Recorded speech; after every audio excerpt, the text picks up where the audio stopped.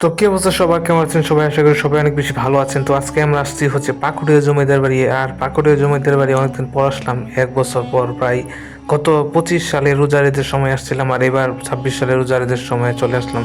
তো আমি আর আমার এক ছোট ভাই এবং আমার এক বন্ধুকে নিয়ে চলে আসছি এই পাকুড়িয়া জমিদার বাড়ি। তো আজকে আপনাদের পুরোটা ঘুরিয়ে দেখানোর চেষ্টা করবো। তো চলুন, এটা হচ্ছে পাকুড়িয়া জমিদার বাড়ির একদম পেছনের অংশ, এবং এখানে একটি কাঁঠাল গাছ আছে, এবং আপনাদের আমি পুরো জমিদার বাড়িটা ঘুরে দেখানোর চেষ্টা করব। আমি এখন আছি হচ্ছে পাকুড়িয়া জমিদার বাড়ির একদম পেছনের অংশ এবং সাইডের অংশে। তো এখান দিয়ে যাচ্ছি, তো এই দেওয়ালগুলোর অবস্থা খুবই খারাপ, সরকার থেকে এর কোনো পদক্ষেপ নেওয়া হয়নি।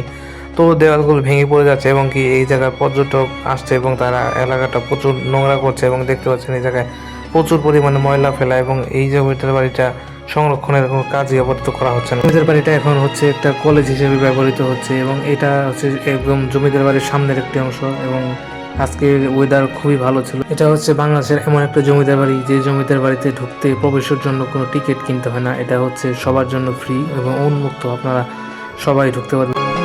কাকটিয়া জমিদার বাড়ি টাঙ্গাইলের নাগরপুর উপজেলার লৌহজং নদীর তীরে অবস্থিত। রামকৃষ্ণ সাহা মণ্ডল 19 শতাব্দীর মাঝামাঝি সময়ে এই জমিদার বাড়িটি প্রতিষ্ঠিত করেন, এবং 1915 সালে তার 3 পুত্র রাজেন্দ্রনাথ, যোগেন্দ্রনাথ ও উপেন্দ্রনাথ এই 3টি ভবন নির্মাণ করেন। টাঙ্গাইল জেলার সদর থেকে প্রায় 35 কিলোমিটার দক্ষিণে নাগরপুর উপজেলার কাকটিয়া গ্রামে এই জমিদার বাড়িটি অবস্থিত। বর্তমানে এটি BCRG ডিগ্রি কলেজ হিসেবে ব্যবহার করা হচ্ছে।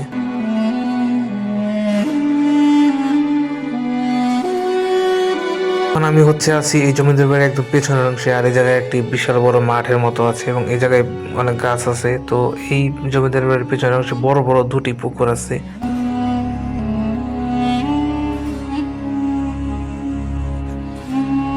আর এই জায়গাটা আমার কাছে যতদূর মনে হয়েছে এটা হচ্ছে একটি পাবলিক টয়লেট হিসেবে ব্যবহার করা হতো, এবং সামনের অংশে আপনাদের ঘুরে দেখানোর চেষ্টা করব।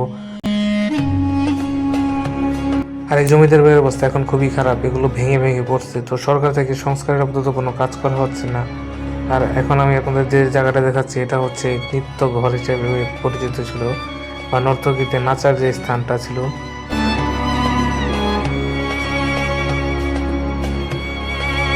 এই ভবনটার অবস্থা খুবই খারাপ এবং জরাজীর্ণ অবস্থায় পড়ে আছে, সংস্কারের কোনো কাজ নেই। আজ যেহেতু আমরা ঈদের 3য় দিন চলে গেছিলাম, তো এই জায়গায় প্রচুর পরিমাণে দোকান বসছে, এবং আজকে বিকাল 5টার পরে এই জায়গায় প্রচুর পরিমাণে মানুষ হয়েছে।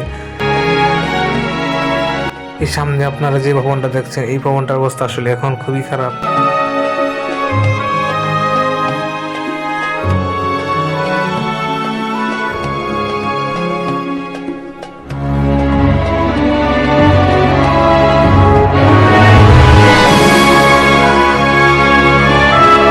আপনারা যদি এই দেয়াল এবং এই সিঁড়িগুলোর দিকে লক্ষ্য করেন তাহলে দেখতে পারবেন যে এই অবস্থা আসলে খুবই খারাপ, ভেঙে ভেঙে পড়তেছে।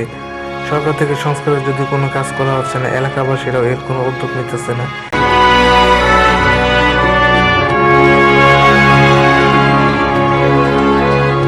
আর এখন আমি আপনাদের এই সিঁড়িটা দেখাতে যাচ্ছি। এই সিঁড়িটার দিকে যদি আপনারা একবার লক্ষ্য করেন তাহলে দেখতে পাচ্ছেন যে অবস্থা খুবই খারাপ।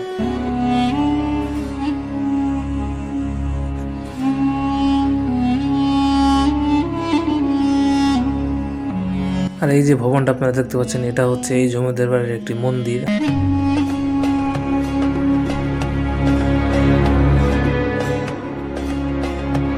চলেন আপনাদের এই মন্দিরের ভেতরের অংশ দেখাই। আর এই ভেতরের অংশ খুবই খারাপ, এগুলো ভেঙে ভেঙে পড়তেছে, এবং যারা এই জমিদার বাড়িটাকে চিনেন তারা বেশিরভাগ লোকই জানেন না, এবং হিন্দুরা যারা এই জায়গায় আসেন তারা বেশিরভাগ লোকই জানেন না যে এটা একটা মন্দির হিসেবে ব্যবহার করা হতো। আর এই পাশে আরেকটি ঘর আছে, এবং এই ঘরের ভিতরে এই যে জায়গাটা দেখতে পাচ্ছেন এই জায়গাটাই হচ্ছে মূর্তিগুলো রাখা হতো, হিন্দুদের যে পুজো করার মূর্তি।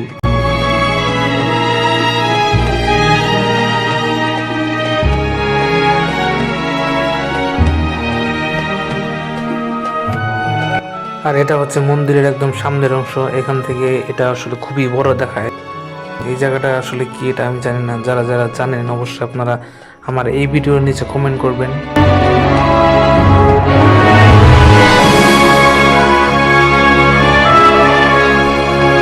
তো সবাইকে অনেক অনেক বেশি ধন্যবাদ আমার ভিডিওটা পুরোপুরি দেখার জন্য। আর যারা যারা আমার ভিডিওটা দেখতেছেন সবাই আমার ইউটিউব চ্যানেলটা সাবস্ক্রাইব করে দিবেন। আমার ইউটিউব চ্যানেলের নাম ওয়েল বয় সাব্বির। সবাই সাবস্ক্রাইব করে পাশে থাকবেন। আসসালামু আলাইকুম।